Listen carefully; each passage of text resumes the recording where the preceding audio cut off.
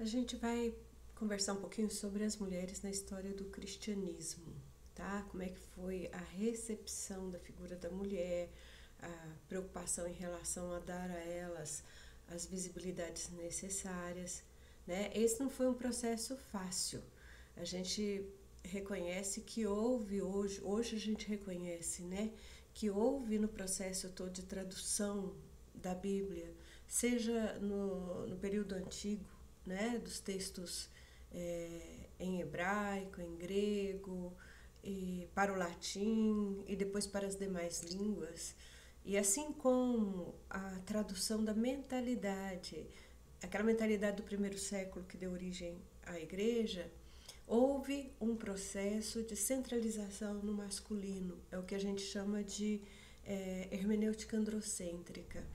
O Martin Dreyer, ele diz, houve certamente um esforço traditivo e exegético das escrituras realizado a partir do masculino e os seus interesses de liderança no cristianismo, né?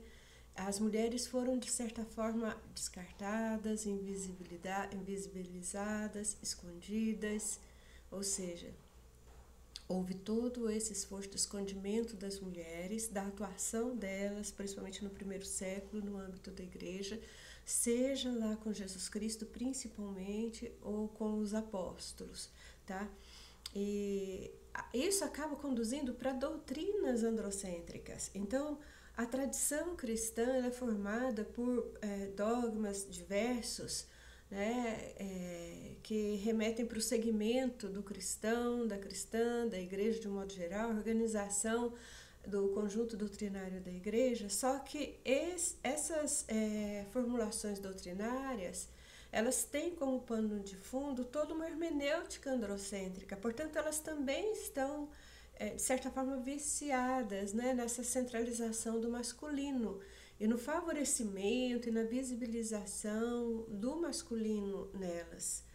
Daí que um esforço necessário, se quisermos de fato falar da libertação da mulher, da atuação da mulher, principalmente ministerial, no âmbito da fé, requer uma volta para as escrituras a partir desse desescondimento, dessa descentralização do masculino, né? Desse reconhecimento da atuação da mulher, tanto no primeiro século quanto nos séculos subsequentes e até nos dias atuais. Então, isso é necessário, porque senão o ensino da igreja vai ser sempre aquele ensino baseado nessas tradições que foram baseadas nessa leitura bíblica centrada no masculino, patriarcal, androcêntrica, né? Não só antropocêntrica, quer dizer, com o humano no centro, mais do que isso, com o humano masculino no centro, né? Isso gera no âmbito da igreja, do cristianismo, um círculo vicioso androcêntrico, círculo vicioso de centralização do masculino, porque toda a ação da igreja, toda a movimentação da igreja se dá também baseada nessas doutrinas, nessas tradições e, portanto, nessas leituras realizadas. Por conseguinte, também gera um círculo vicioso acerca do lugar das mulheres no cristianismo, né? Da atuação das mulheres no cristianismo, ou seja, sempre escondidas, sempre invisibilizadas, sempre impedidas de atuação.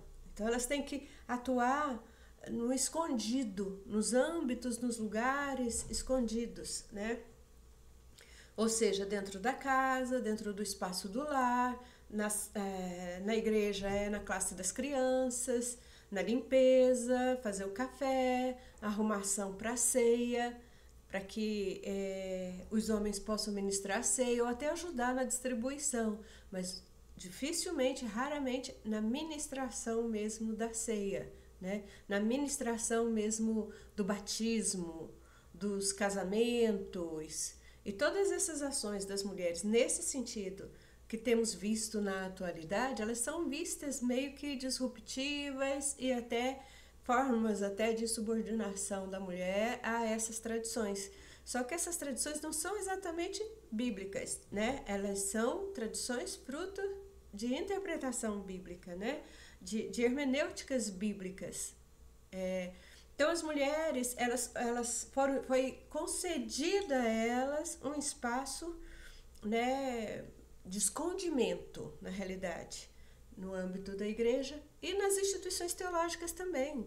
Há muitas instituições teológicas que estão aí se assumindo como progressistas, como aquelas que são espaços de voz das minorias, tudo mais, e quando você vai verificar no corpo docente delas, a maioria é homem.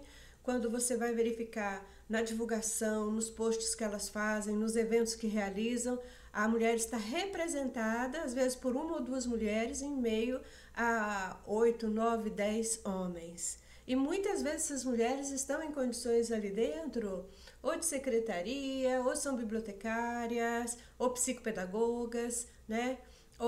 E quando dão aulas, estão em disciplinas que cercam a teologia. Aquelas disciplinas que constituem o núcleo fundamental da teologia, geralmente, na maioria das vezes, está nas mãos de homens. Raramente você vê uma mulher dando aula de exegese bíblica na área da teologia bíblica, na área da teologia sistemática. Raramente você vê isso, né? Elas estão naquelas disciplinas chamadas afins, que são importantes, né? E que deveriam também, se são importantes, deveriam ser assumidas por homens também, né? E não só por mulheres. Mas o que a gente vê na Bíblia é uma história bastante diferente, né? Nos relatos da criação, a gente vê que Deus criou o homem, a mulher como parceira do homem e o homem como parceiro da mulher. É isso que se vê. Os dois conduzindo, dominando de forma generosa e saudável a criação. Também vemos no Novo Testamento que Febe, por exemplo, era diácona ou diaconisa, né? Ela cuidava da comunidade sencreia. Ou seja, e vemos também mulheres acompanhando o ministério de Jesus, tanto com a ajuda financeira, quanto ocupando espaços de lideranças. Nós só não sabemos mais acerca disso por causa da tal hermenêutica androcêntrica que, de certa forma, escondeu essa atuação das mulheres no Novo Testamento. Então a gente só vê homens atuando, mas não sabemos se foi assim, quantas mulheres atuaram, quantos cargos de liderança elas assumiram, porque isso foi, de certa forma, escondido. E somente numa exegese, numa pesquisa bíblica muito apurada, né, que recorre mesmo aos textos originais para descobrirmos, para tirarmos esse encobrimento aí. Mas Jesus mesmo não fazia distinção de gênero. Ele tanto ensinava homens quanto ensinava mulheres. Maria, irmã de Lázaro, é uma prova disso, que ele se assentou com ela, ensinou, disse que ela estava fazendo uma boa escolha em querer aprender, em querer conhecer. E não se reservar àquele espaço privado e íntimo das mulheres, como queria Marta, né? Então, aquele texto é muito significativo para mostrar como é que Jesus se comportava em relação às mulheres.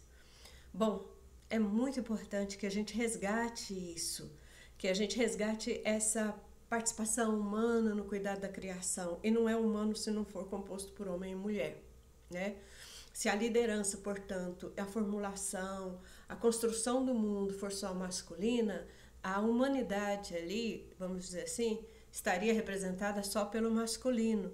Mas a humanidade, biblicamente falando, é formada por homem e mulher, e os dois são responsáveis pela criação diante de Deus, né?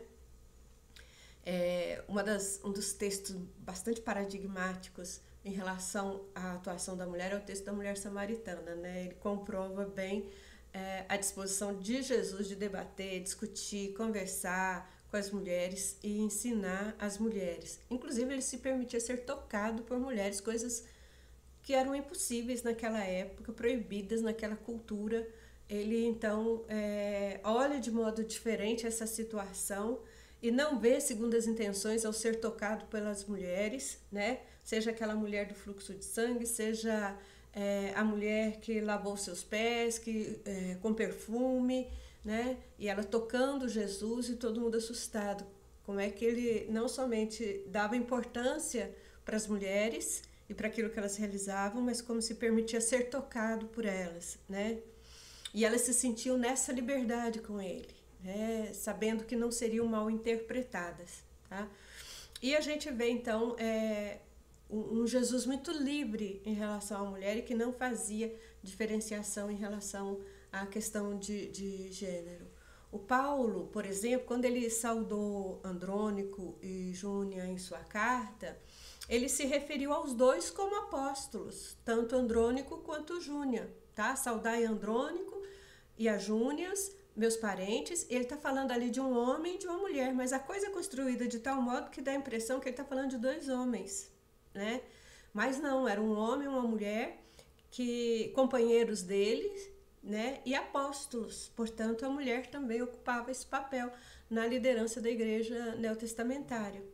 O Filipe, por exemplo, lá em Atos 21:9, ele tinha 4 filhas e elas profetizavam. Profetizar significa, pode ser interpretado como pregar. Eram mulheres pregadoras, né? Ou seja, a gente tem essa história toda de mulheres atuando no Novo Testamento, tá? O Humberto Eco, ele fala uma coisa muito importante acerca das mulheres e interessante, né? Ele diz assim, não é que não tenham existido mulheres que filosofaram, é que os filósofos têm preferido esquecê-las, talvez depois de terem se apropriado de suas ideias. Isso aconteceu muito na história do cristianismo antigo, medieval, de homens se apropriarem de ideias, de textos de mulheres, tê-los como seus, né? E não mencionar suas fontes, principalmente porque eram mulheres, né? Então, nós temos alguns episódios na história do cristianismo que isso acontece, tá? Bom, é preciso fazer essa recuperação, é preciso fazer essa volta aos textos para tentar entender de fato como as mulheres atuaram, inclusive na história do cristianismo, para ver como é que elas foram escondidas também, né? Que esse processo de escondimento em todo o esforço traditivo das escrituras e depois na construção das tradições cristãs, tá?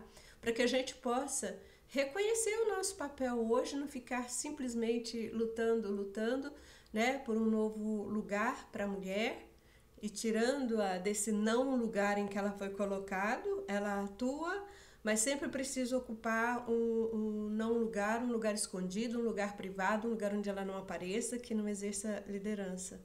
Então, isso precisa ser mudado e está como responsabilidade da nossa luta.